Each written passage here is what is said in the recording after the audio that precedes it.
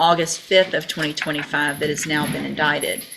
And Ms. Holmes has filed motions in the first two cases asking that I reduce Mr. Hancock's bonds, which are currently set at $100,000. It looks like there was a court date on July 22nd of 2025 that Mr. Hancock missed, and so that was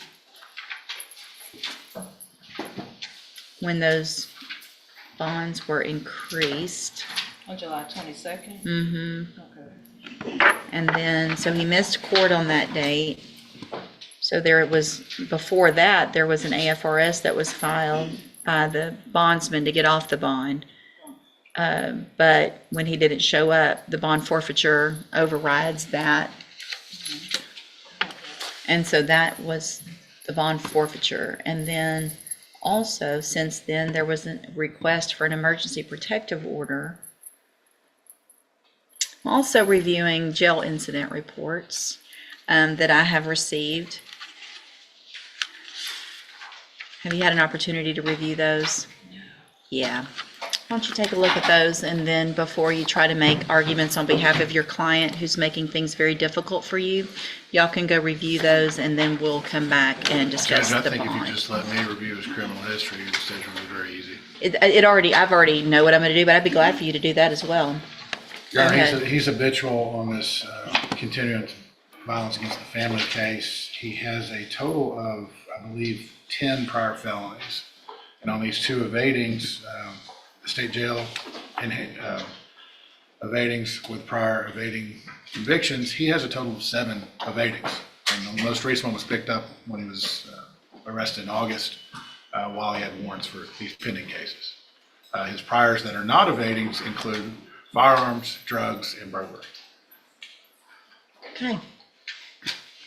Ms. Holmes? He had only been off of parole about 2 months before the new offense date in April. Honestly, based on everything I'm seeing, I'm not sure the bonds are satisfactory. We'll see. Ms. Holmes, any,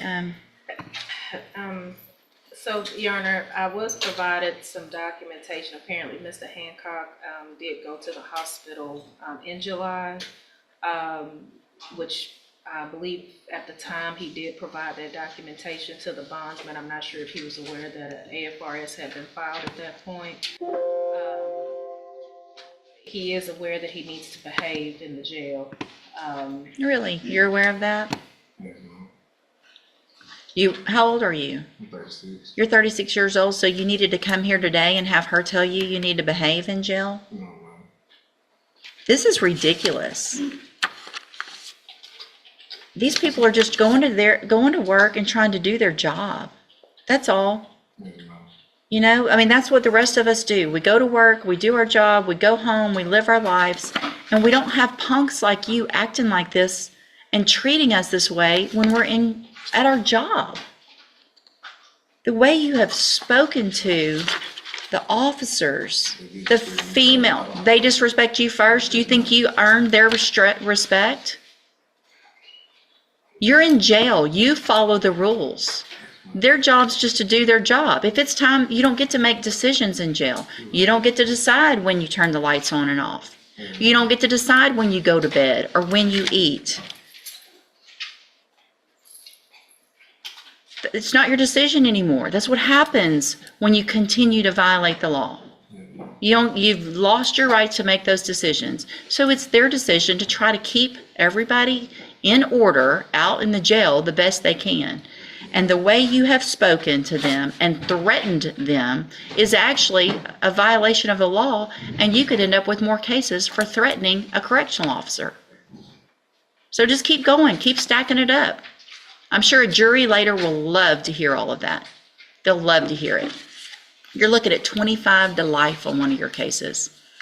Keep it up. Let's see what happens. Because a jury will see all of this. And if you think I'm going to take some great deal that they're going to negotiate, or you think Mr. Nichols is going to give you some great deal, it's not happening.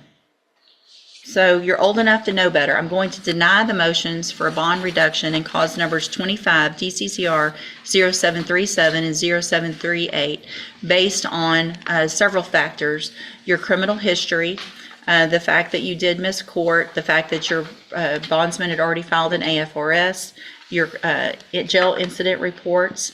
I am also going to find in cause number 25 DCCR 1233 that your bond is insufficient. And in that case, I'm going to raise your bond to $100,000. A condition of all of these bonds, if you make them, will be that you will be required to wear a GPS monitoring device and you will be on house arrest. So if you make these 3 bonds, you will be on house arrest. You're not allowed to leave your house unless you have my permission.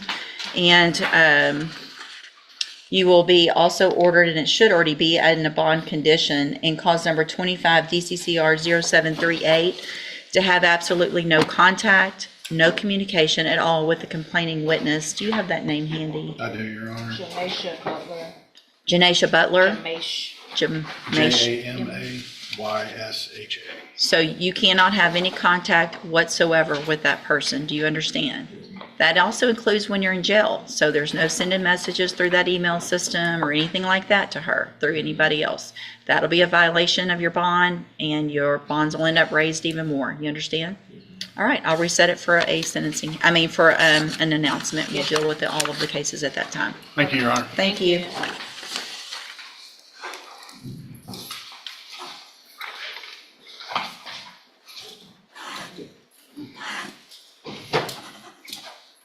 I don't know if you need to do, if I need something